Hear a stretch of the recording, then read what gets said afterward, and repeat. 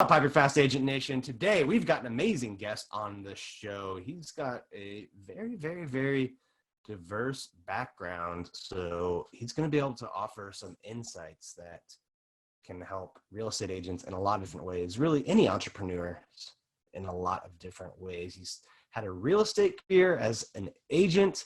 He has owned rental properties. He built out a property management technology platform, built his own marketing agency before landing his dream job at Avail. He's also the host of the podcast Tech Nest.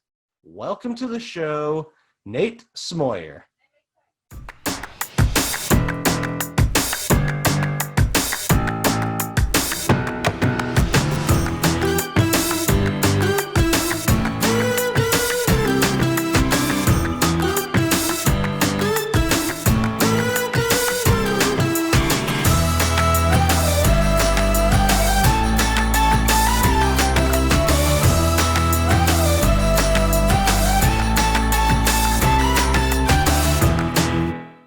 All right, welcome to the show today, Nate. I'm excited to have you on the HyperFast Agent Podcast and YouTube and get you in front of all of our listeners. I know you've got an amazing background, so I can't wait to dive in. Well, I appreciate it. I'm excited to be on this side of the microphone. I just realized I still have some sketchy drawings here on the whiteboard behind me, but maybe we'll get into it. We'll do some live whiteboarding. Who knows? Yeah, but, we could get into that chicken scratch behind you. Yeah, excited to be here. No, it's always cool to have someone who runs a big podcast like you on the show, because it's it's a chance for you to kind of be on the other side, because a lot of times when you're the one doing the interviewing, asking the questions, like it's almost like the listeners are talking to other people, but not you. So this is it's always fun for me. Yeah, it'll be good. I love it. I love talking to people who, on the Tech Nest podcast, all the leaders and innovators in prop tech. I mean, that's the focus. That's the aim of it, and get into a lot of really great conversations. So kind of almost fulfilling my dream of being a talk radio show host. Well, why don't you give us the quick 60-second bio of how you ended up where you are now, because it's a pretty interesting story. Yeah, well, I'll start where I'm at, and then we'll work into the backstory on it. But currently, director of marketing at a company called Avail. We help your DIY or independent landlord manage their own properties, everything from listing, leasing, screening, and payments. And really made my way into prop tech through my podcast, which is called Tech Nest. Purpose of the show is to feature leaders and innovators in real estate tech to find out what they're doing to transform the way we buy, sell, and invest in real estate. And the whole premise to what the journey I'm on now and mission I'm on is, I believe that real estate is the most interesting and fascinating subject and topic. And I love just talking about all aspects of it, but I think the business has so much to improve. And we owe it to consumers to work towards that. And I, as a businessman myself, I can't help but realize that, hey, where there's friction, there's business opportunity. So that's kind of why I've kind of brought all that together to go all in on prop tech is my focus. Yeah, that's definitely, I think, an area in the market that probably could use a lot of help, because it's managing properties is hard. And there's like a lot of real estate agents who kind of dabble in it on the side, and most of them probably struggle to do a good job, and there just doesn't seem to be a ton of amazing operators out there that really focus on it. So any help there, I think, is awesome. Yeah. I mean, your DIY landlord typically has a full-time job, just like myself. They've got something that takes their full-time focus, and then maybe they have a family, and then maybe they have a hobby. And so what time is left after that is not very much. And so we see it as, our tools are both giving them the advantage of giving their time back by automating some of the tedious processes and making them simple, but also giving them the system. If your tenant moves out every 2 years, that means you're doing something every 2 years. How can you master that? How can you get really good at that? And part of mastery is having systems. And, we provide that. So there's no thought, there's no reinventing the wheel each time you do it. You just follow, the wizard, if you will, that we've created that helps a landlord manage their own property. And, I think it helps. I use it. So does a whole lot of other people. How many properties or doors does your typical client have? That's a great question. So there's about 8 million. Well, there's really between 10 and 12 million landlords in the U.S. And this is pulled from census data based on taxes, when they file their income. Of them, about 8 million self-manage. And of them, the majority of them, and I believe it's like 24 million rental properties, they have somewhere between like 1 and 10. But even most of it is in that like 1 to 4 range of units. And a lot of that just has to do with it. They're full-time employees. They've got something on the side. Maybe they did a house hack. Maybe they inherited something, became an accidental landlord, which has, skyrocketed during the last recession. Accidental landlords. They moved for a job. They didn't sell the house because they couldn't. Now they're a landlord. And so this is a segment of the market that's very disjointed, very segmented, and doesn't get a lot of attention from bigger technology companies because it's hard to reach them. And you have to reach them one at a time. And so this has kind of been the focus, though, because we see this as like, hey, these are the landlords that, everybody's dealing with. Some 45 million renters across America work with an independent landlord like this.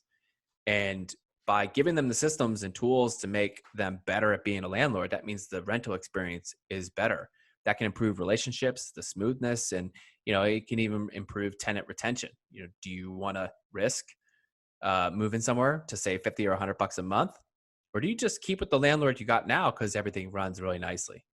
And, we see that as a positive for everybody. Yeah, I think that this is a group of people that probably needs a lot of help, because managing like 1, 2, 3, 4 is pretty hard, because that's enough that it's a pain in the butt, but it's not enough to where you can really hire someone, and right. Property manager is going to eat into a lot of your a lot of your cash flow with that little of units. So this is probably an area that is so hard for most people that they probably don't kind of grow to that next level. A lot of them probably just get frustrated, I'm guessing. And there's a lot of frustration, and it can be tough to figure everything out. And if you're managing it yourself, the common perception is you have to do everything yourself. But I personally, I try to allocate no less than a full month out of the year of rent towards improvements.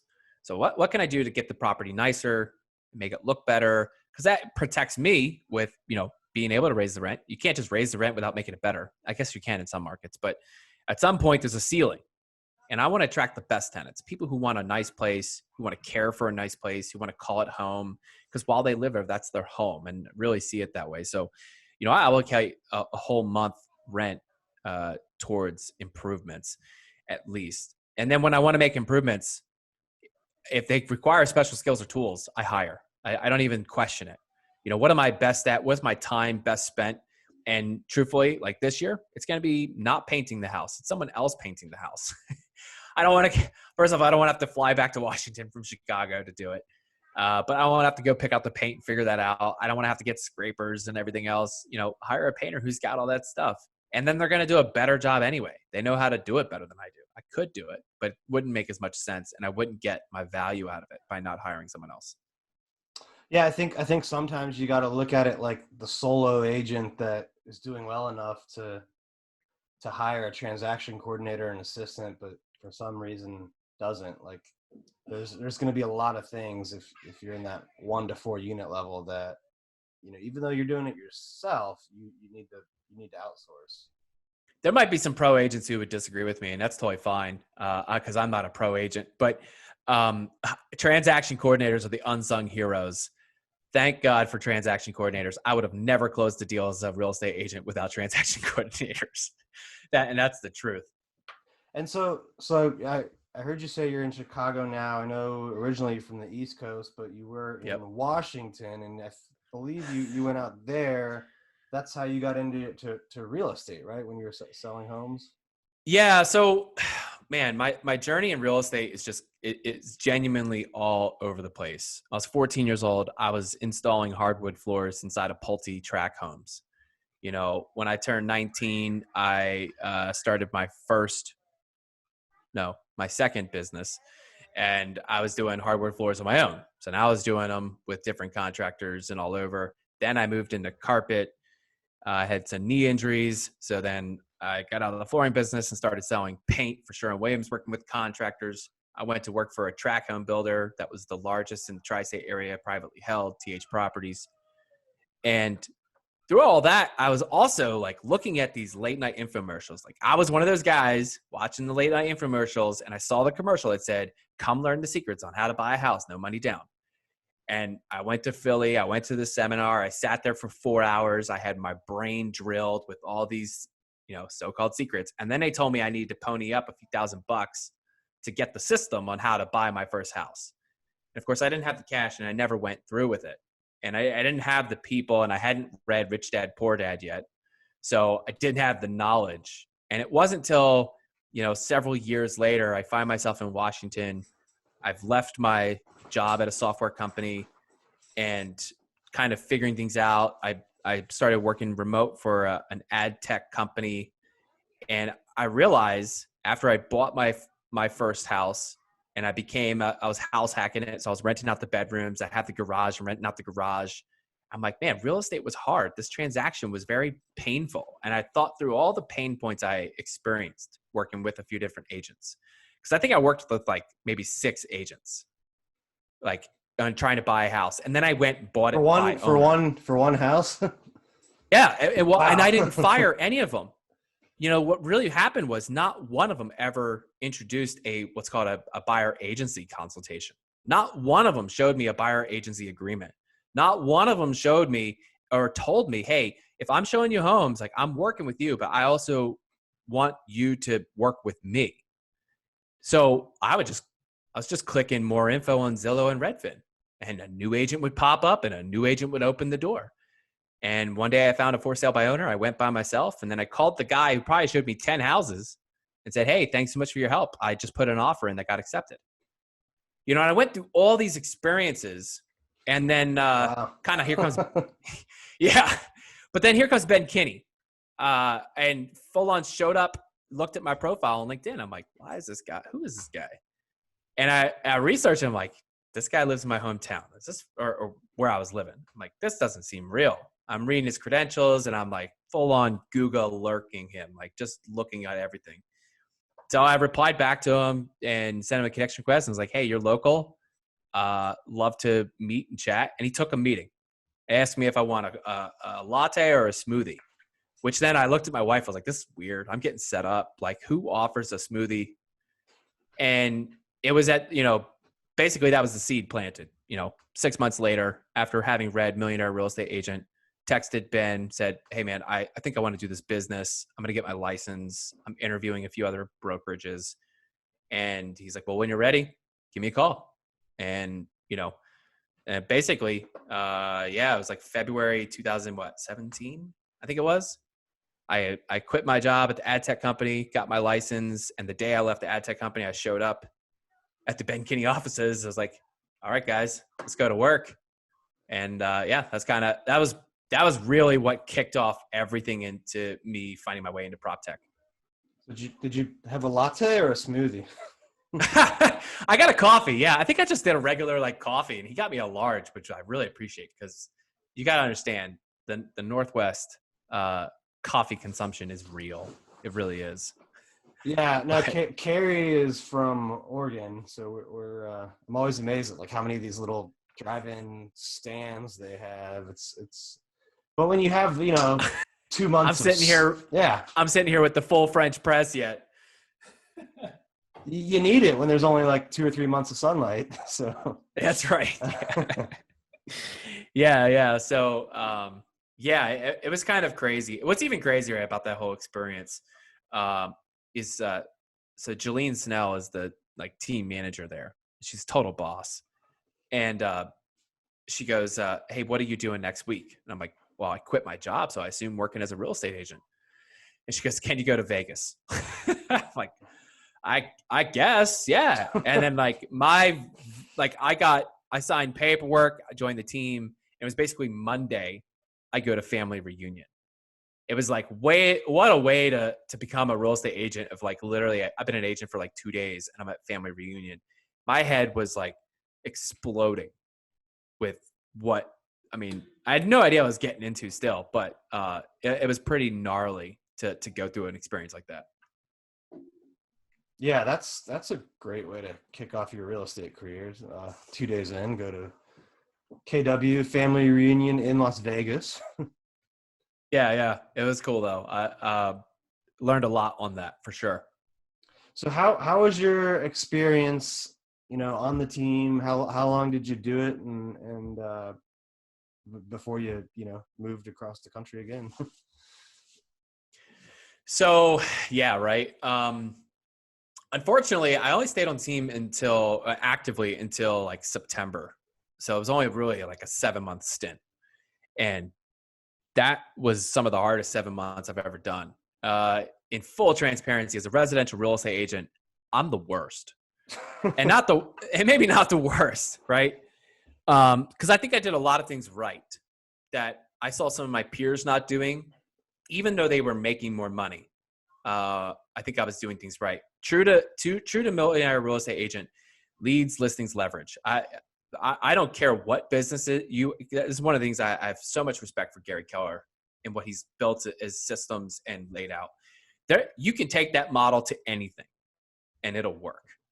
And so I only went after listings. I didn't want to work with buyers because I'm not good at, I don't think I have like a good like first like impression with people. Open houses, I never got a meeting off open houses, and I did 2 a week, every week. Never got anything off that because I don't know. Maybe it's just personality, scripts. Maybe I was saying the wrong things to the wrong people at the wrong time. Very possible. But so I only went after listings, which meant I went, my first 5 months without a paycheck is what that meant. But once I got one and the confidence kind of built, I was really starting to build a good presence for myself and a good little business. And my last month as an agent, I think I put 7 or 8 properties on the market. I think I was like in the process of now moving to Nashville, and I had 4 pending.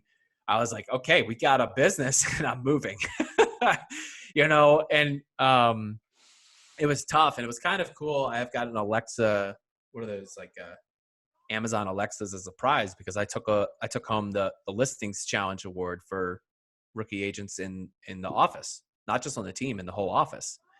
And for me, even though I wasn't making the most money, of course, I wasn't doing the most closings because I was doing nothing almost on the buy side.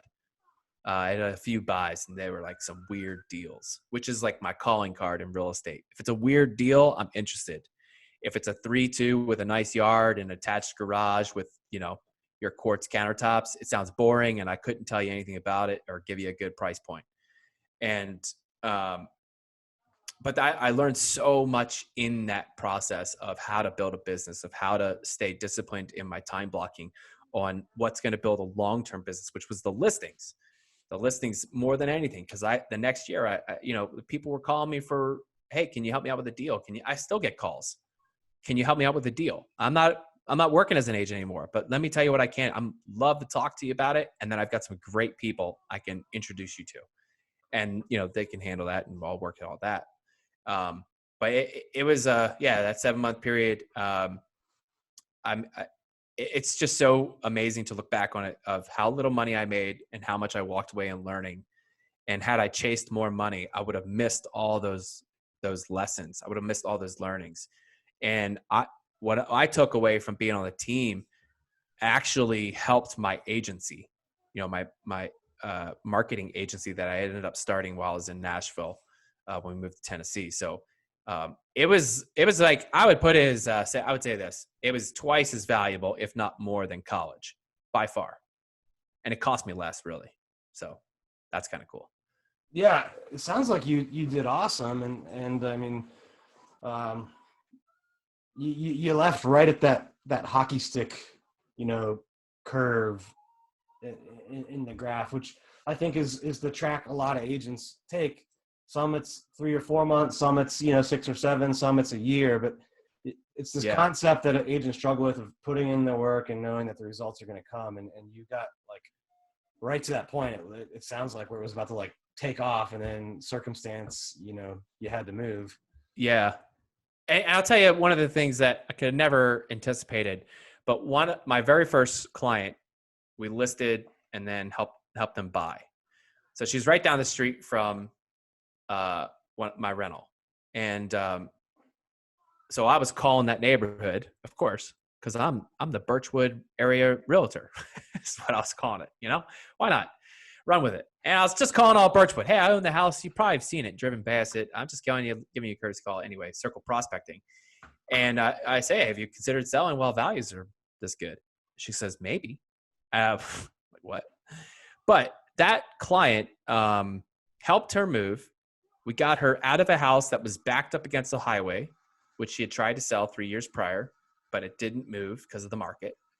We got her out into the county on a nice half-acre with an RV spot for their RV, which wasn't covered, with a giant garage, which they didn't have a garage, with a big yard for the grandkids. And now they're retired, only 3 years later, because it was just what their trajectory was. And I love seeing the posts on Facebook. It's honestly one of the most rewarding and satisfying things to see, is that they got away from the highway and they're out in the county enjoying the life they had envisioned, but just didn't have the path to get there. I mean, that's one of the coolest things that I never anticipated happening, and even maintaining that relationship. It's kind of a bummer because it's like, man, if I was still selling, like, I know she's got so many friends. Yeah, I could have built a business right there. But pretty cool to experience that. Yeah, what kind of lessons do you think you took away from that 7-month period that are helping you now or helped you in subsequent businesses?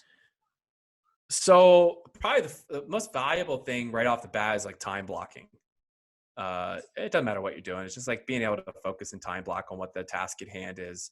So, there's just like I don't want to say military because I wasn't in the military, but there's almost like a very, like, just a militant approach. And I loved it. 'Cause there's so much structure. I think I've talked to a lot of agents over the years, and usually they're asking me for marketing advice because that's really, if you want to talk to me about something that I know the most about, it's going to be in marketing. And one thing I've always found is that a lot of agents don't have a focus.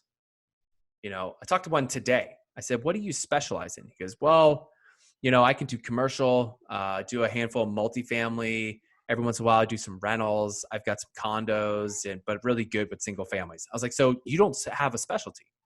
You don't have any focus. You're all over the place. He's talking about what channel of marketing to use, but he didn't even know what his focus was. And that's one thing that I came away from. Like, if you take time blocking and the concept of it and you really understand the basis of it and why it exists, you can apply that to anything. And so, like, coming in every day at 9 o'clock, or it might've been like 8:45 as scripts, 9 o'clock to 12 o'clock, you're doing calls. You do 150 calls till you make 20 contacts till you book an appointment. And if you don't book the appointment, you keep calling. If you book the appointment and you're at 16 contacts, you got 4 more contacts to go. If you've got your appointment and 20 contacts, but you're at 130 dials, get to 150. And if you did that every single day, even a broken clock is right twice a day, right? Blind squirrel eventually finds the nut. I mean, I got a listing off of circle prospecting. I'm not saying that was the most amazing business model to follow, but it showed like that discipline of output will yield results. And then you can refine of like, what's the right thing. So for some who were on the team, they did have phenomenal open houses. And I couldn't tell you, I didn't understand it. I'd watch them do the exact same property I did an open house on and walk away with appointments. And I would ask, what'd you say? Like, how'd you do it? What's your sign-in sheet look like? What'd you wear? I'd try something similar and it'd totally break. That wasn't my output channel. My output channel was over the phone and talking to people about deals. I'm a deal guy. I don't understand like I said, like you get to luxury. I took a luxury listing and it just flopped. It was terrible. It was miserable. I didn't know how bad the house looked on the inside. It was so cluttered. I could tell how cluttered the photos were the year later when I saw a different agent have that same house for a listing because I didn't sell it. The photos were terrible. I didn't tell them to make their front yard green before we listed because I didn't see those things. That's not my thing. So but understanding focus in in whatever it is. If it's in your marketing angle, great. If it's in what you're doing at the moment, great. If it's in how you spend your time, great. And taking that and applying that in just everything else, man, that was a game changer for me. And probably one of the most impactful things that Ben said to me was, well, he shared it with everyone. He's like, I've read Millionaire Real Estate Agent. I didn't reinvent the wheel. I just did what the book said. And even though I came into, here I was as a rookie agent, I could spend $1 million on Facebook ads. I know how to do it, and I'd done it. I could go out and buy email ads. I know SEO in and out. I know how to do video marketing, and I did none of it because I didn't know the basics of the system yet. So all those things would have magnified mistakes. So I stuck to the basics and focus on, okay, well, if I've just got to get one appointment and it takes 20 contacts for 150 calls, and that's all we got to do until we learn how to do this business right. Yeah, I think that's a good point. I mean, there's a ton of different ways to get clients, make money. Totally. But at the end of the day, they all require you to focus on it and block time. I think that's one of the struggles that agents and entrepreneurs have, because like you typically don't have a boss or even a team leader or broker that's gonna, make sure you're on the phone or make sure you're doing lead gen or video marketing or whatever it is that you want to focus on. No one's gonna sit down and force you to do that. Yeah, totally. And when you obviously one of the advantages to being on a team versus doing it yourself. That's why I was saying transaction coordinators. Transaction details are just not my thing. It was probably my biggest fear about becoming an agent, was thinking I got to keep track of deadlines and like check boxes and deposits. I'm like, I can't. I like that freaks me out. I would much rather like gamble my money than do that, because and I'm not a gambler. So that kind of stuff freaks me out. So it's like joining a team was one of the things that was immediate. I knew if I'm going to be half successful in this business, I'm going to need that support. I'm going to need someone to lean back on. And that's the only way I got any of the deals done. That and our designated broker, she was kind of amazing in answering all of my questions every day. Yeah, I think on a team, it's, the right team can add a lot of value from the coaching and the accountability to just having other hardworking people around you that kind of create. I think in the perfect world, you get this environment that's a little competitive and a little collaborative, like a mix of both. And sounds like that's kind of what you had. Yeah, totally. What's been the biggest challenge in the businesses you're in now? Since your time in real estate. So when we relocated to Nashville, the idea was not to get a job. I did not, or was to get a job. I didn't want to start an agency. So I was going to go get a job. And actually, initially, I ended up getting recruited by, I won't say the company's name, but I ended up getting recruited by a company. They wanted me to lead the real estate lead generation. And they weren't a brokerage, but they work in the space. And so it makes a lot of sense. I was like, I have the marketing chops. I've led marketing teams. I've actually been an agent. I've gone through a lot of like, I have this. And for whatever reason, didn't get the job. But after that, I couldn't get an interview, let alone, I was trying to think through, like, what is this? Is it my resume? Like, because it looked all kinds of weird, right? First, I was product marketer, manager, and then I was at an ad tech company. And then I was a realtor. Like, who was this guy? I wouldn't call me either. So I got backed into a corner where I thought, well, I'm going to start an agency. The biggest challenge is I'd never worked with agencies and I'd never worked at an agency. So I had no idea really what the things were to set up, to put in place. And now I had other resources, like what I learned as an agent, and I was still taking in some of those lessons, I think. But I just didn't know how to do it. I floundered for probably a solid, I'd say like 6 months trying to figure this out. What did I want to go after? And I would think about all the dream brands that I was going after, wanted to work with. And it had me scattered, going back to that piece on focus, right? I was scattered. How could I my passions is riding BMX. I love action sports. I love real estate. How can I do all this at the same time? And genuinely, you're not going to be able to. It doesn't make sense. So I ended up investing in some education, spent like, I don't know, $2,500 or whatever on some program.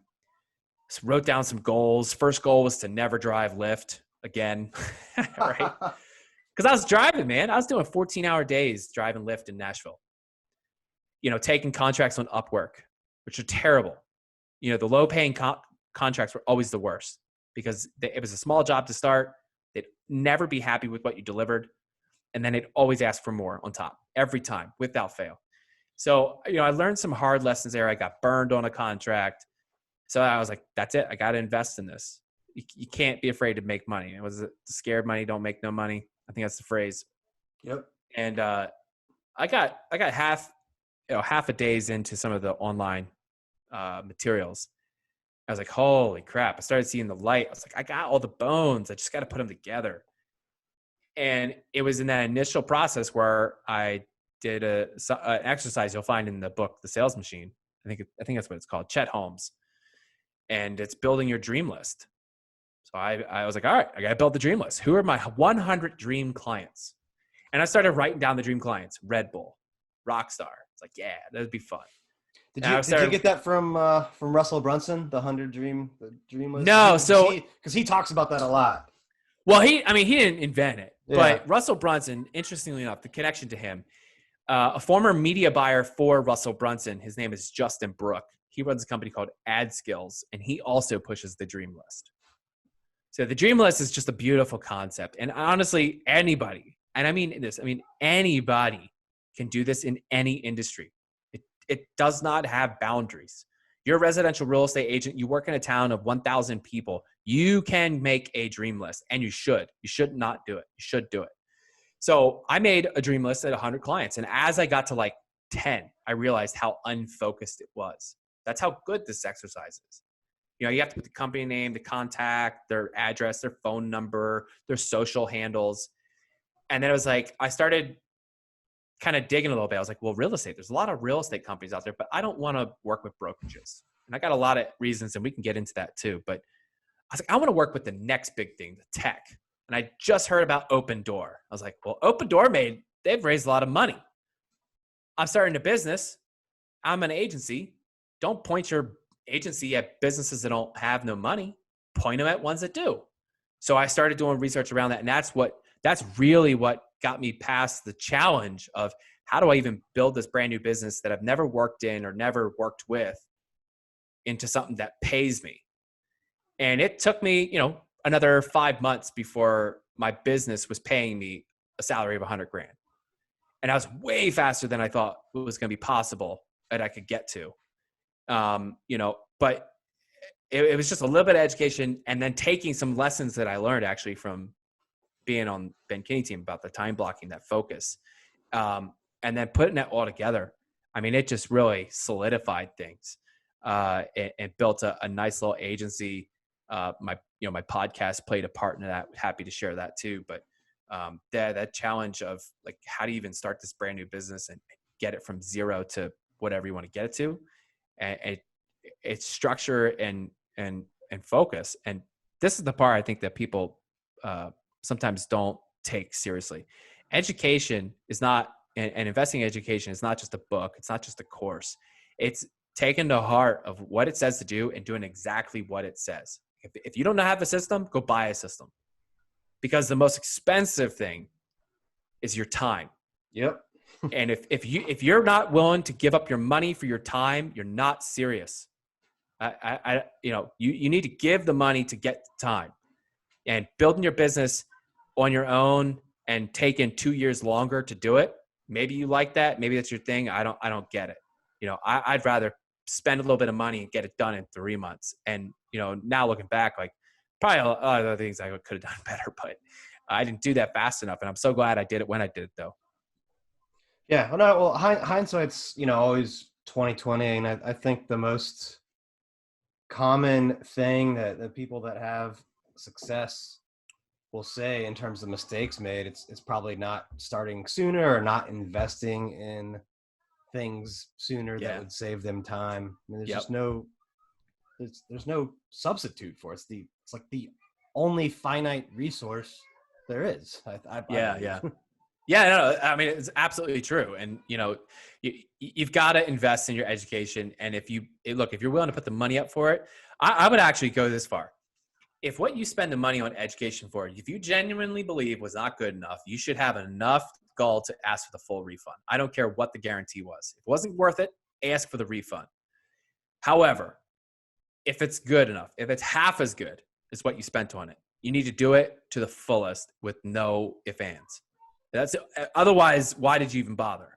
And because you got to get, you need a system under your belt. You need to know what you're doing. That agent I spoke to earlier today, I was asking him, what are you doing? Like, you do a Buffini training, you got Tom Ferry. Like, what's your regiment here that's getting you to that next level? Because you got to have something driving you. Because if you don't know how to do it, and you're not following someone else who's already shown they know how to do it, like I feel like you're just wasting your own time. And really, at the end of the day, you're the reason why I burned through 6 agents, because you're not serving the consumer. You're not going to be able to, because you don't know what you're doing. Yeah, I agree wholeheartedly. Well, you've talked a lot about focus. Yeah, and it was clear at the when you were selling real estate, you focused on listings. What about since then? Like on the your marketing agency, on the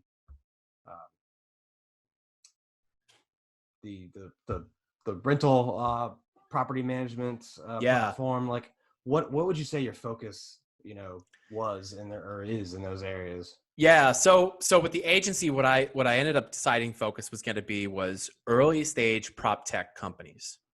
So property technology, this is real estate and tech together. You can be on a finance angle. You could be on a buy and flip, buy and hold, whatever. There's all kinds of things, but really just first, let's start property technology.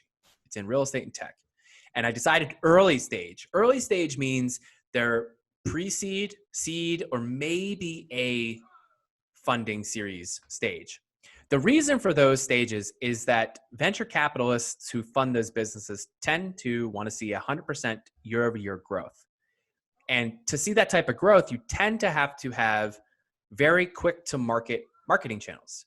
And oftentimes it's paid advertising. And that's what my agency did as a service, was paid advertising. So we're, great at Google search, display, Facebook, YouTube. Okay. That's the basics. So if I position myself as, hey, I'm the guy who knows the landscape of prop tech and I'm really good at paid advertising, then it's not that hard to sell for an early stage prop tech company who secures a round of funding to hire me as the agency contractor to then help them achieve their growth metrics so they can get to the next stage. And this is where the dream list comes in. As I'm creating the dream list, I realize what I've created is a prospect list for my podcast. And what I did with the podcast, I basically turned the podcast into my sales funnel. So, Dan, I'm sure you get a ton of these on LinkedIn. Someone connects with you. They're like, hey, we got a few friends in common, right? And then they send you the follow-up. Check out my thing, blah, blah, blah. Book a time on my calendar. Not going to happen. However, Dan, if I messaged you and said, hey, Dan, I was looking at your website. It looks like we have a bunch of friends in common. Also, I'm pretty impressed with some of the guests you had on your show previously, like Billie Jean and Grant Cardone. Like, I would actually be honored to feature you on my podcast. Would you be up for discussing that? Right. So I'm not asking for your commitment. I just ask you to discuss it, which we can talk sales scripts in a minute if you want. But you're more likely to say yes, because I have a show that features prop tech founders, leaders, and innovators. That's what I feature. And you're that guy. And I want to feature you. I'm actually edifying you. So I would get the pre-interview phone call, emails back and forth. I'd get the phone call. And on the phone call for the interview, you get the pre-show and post-show discussion. And then I get to follow up after the show with a deliverable, all before I'd ever even bring up the topic of us working together. So I've built so much rapport with you. We've had time to discuss. And the whole time, while it sounds like, well, Nate, all you're trying to do is sell people. That's actually not correct. What I was trying to do was filter out who I wanted to be my client. I'm actually interviewing them to see if they're good enough to be my client. And there was multiple where that was not the case. I was not interested and didn't want to go through. And so while I had a list of 100, so I'm only on podcast. I think I've got up to like 90 recorded, but I think we've only published like 80 some up to this point. So I still hadn't even worked through the list, and it's just great because I've actually weeded out so many companies in that process, and it cost me very little in lead generation. It didn't add to my time and schedule, and it really refined who I was spending my time talking to. So instead of taking in 30 leads and trying to get appointments with them all and being on the phone and stressing myself out as a salesperson, I was just having great conversations like this. And the podcast itself uncovered a lot of things that I would uncover in a client discovery.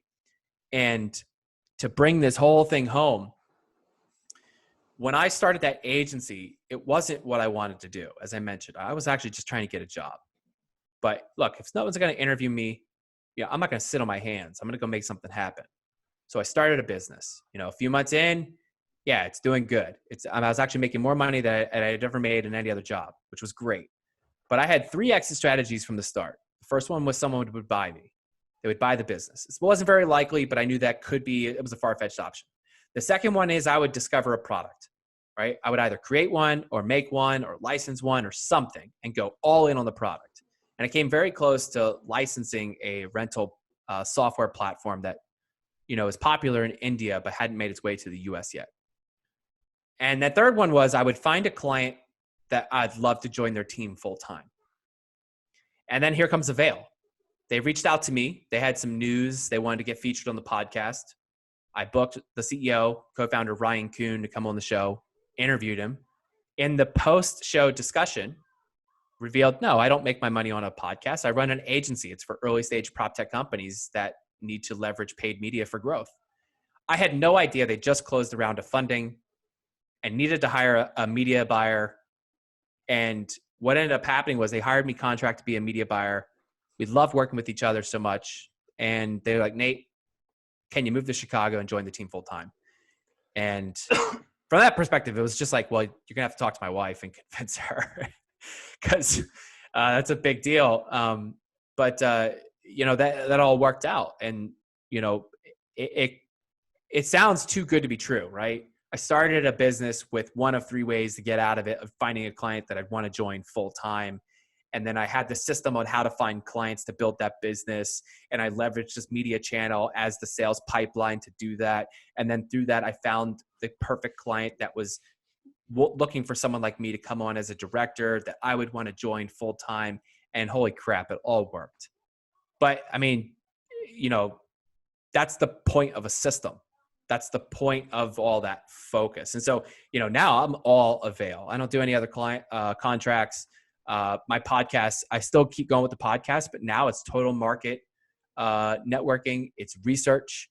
I learn a lot about what's happening in our industry from those conversations. Who's talking to, who's funding what challenges they're facing, what's working in their business funnels. I mean, I'm getting all this intel. And, for me, as far as I'm concerned, long-term, it's a fantastic positioning, because when we blow up Avail and Avail becomes either the new market leader or is acquired by someone even bigger, whichever direction that ends up going, I'm not going to be sitting out and saying, now what? I'm going to be fielding requests. And I know that's part of my positioning. And I see that long-term.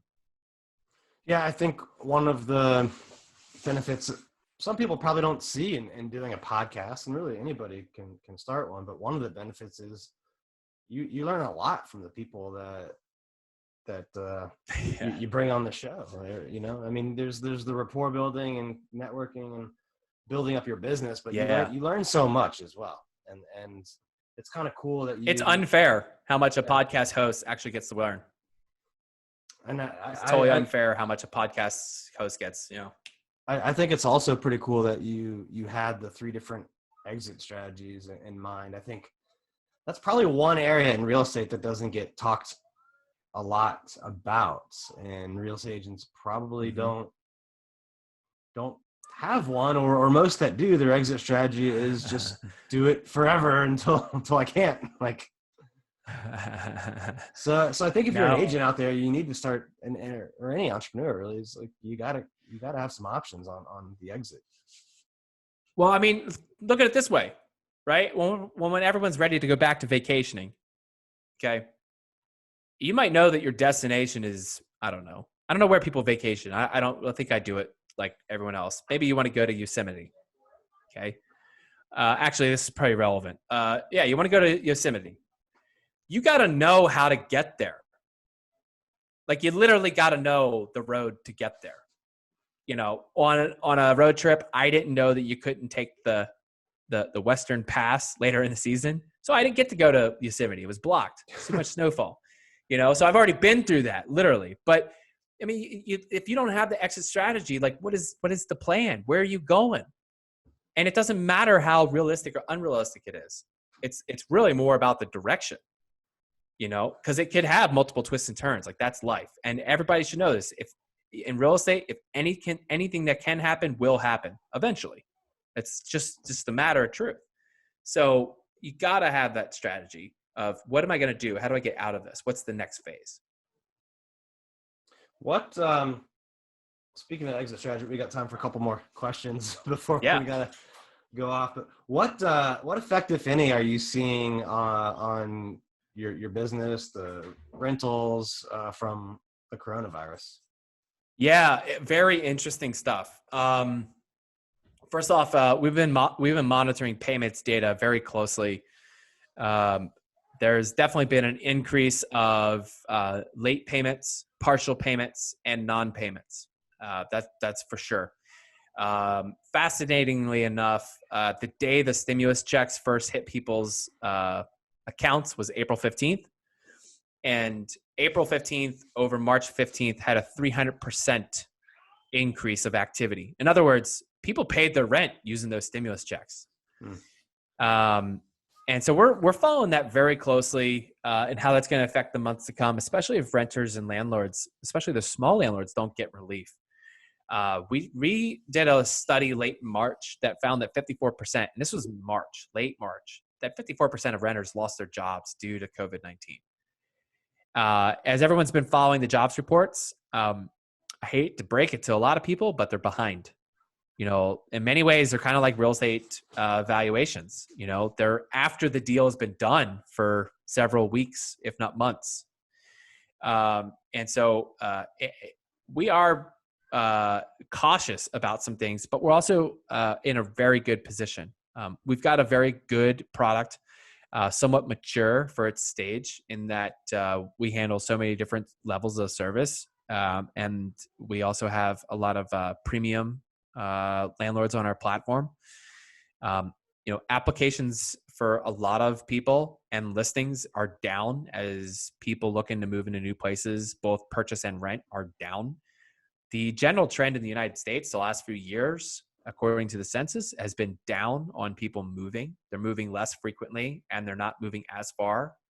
So, you know, all those things considered, we're still doing good.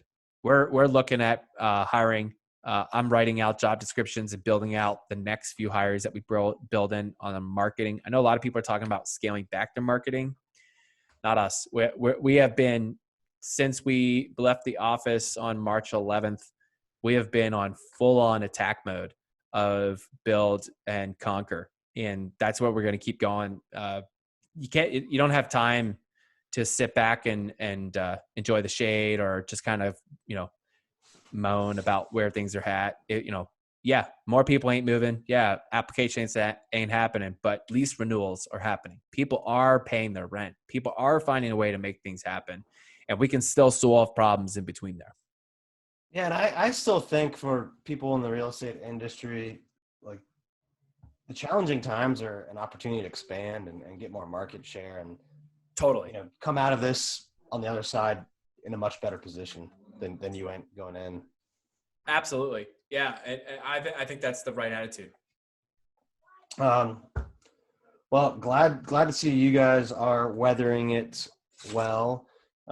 Before we wrap up, I want to do our HyperFast round if you're ready. Oh, let's do this. All right. Just rapid fire questions and answers. What is the biggest piece of advice you would give to a real estate agent right now? Know your ideal client. All right. What's the biggest mistake you've made in business and how did you overcome it? Thinking I know how to do everything, and I bought some programs that teach me actually how to do it. What is the biggest piece of advice you'd give to a real estate investor right now? Know your investment criteria. Stick to it. All right. Where do you see yourself in 5 years? Oh, I love this one. Traveling full time. Driving around the United States, talking to technology leaders, working as a surrogate for a venture capital firm, or as my own agent, angel investor, putting money into the next big thing. All right. Well, you've got some exciting plans ahead. So I'm looking forward to catching up with you and watching that journey. And I want to just thank you for being on the show. I know our listeners today are going to get a ton of value out of this, and it's just really cool to have someone with such a diversity in experiences and bringing in the real estate aspects, property management, technology, podcasts, the agency. Really, really cool to have all of that. Before we sign off, what is the best way for people out there to connect with you or learn more about what you're doing, or and all that good stuff? Yeah. Well, first, Dan, thank you so much for your time. This has been so much fun to be on the other side of the microphone. So really appreciate it. Best way to get a hold of me at Nate Smoyer anywhere, Facebook, Twitter, Instagram, LinkedIn. You of course check out the podcast, technest.io, in all the major stores, app stores, all that kind of stuff. And then if you want to learn more about Avail, what we do at Avail, it's just avail.co.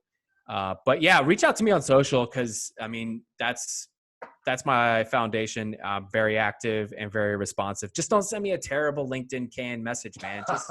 Just send the request. No message necessary, man. I got like 100 or so sitting right now. It's just a pain in the butt. So just send the connection request. Yeah, the messages are gotten more annoying.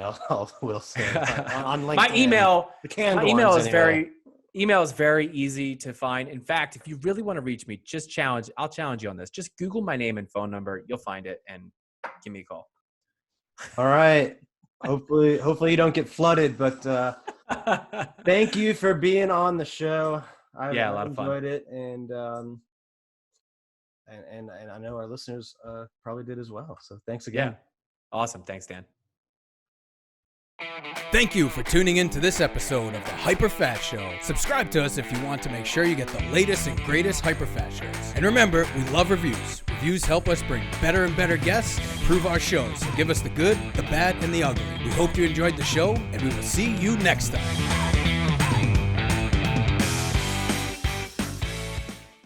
Hey guys, thanks for sticking around to the end. I hope you enjoyed that video, and if you want to see more, click right here. And if you want 100 real estate tips from my best-selling book, click right here to download them instantly. And if you're new to this channel, click below to subscribe and turn on post notifications so you don't miss out. And leave some comments about what you think on the videos. I read them all each week, and I select winners to give out hats, shirts, coaching calls with me, and tickets to some of our events. I'll see you next time.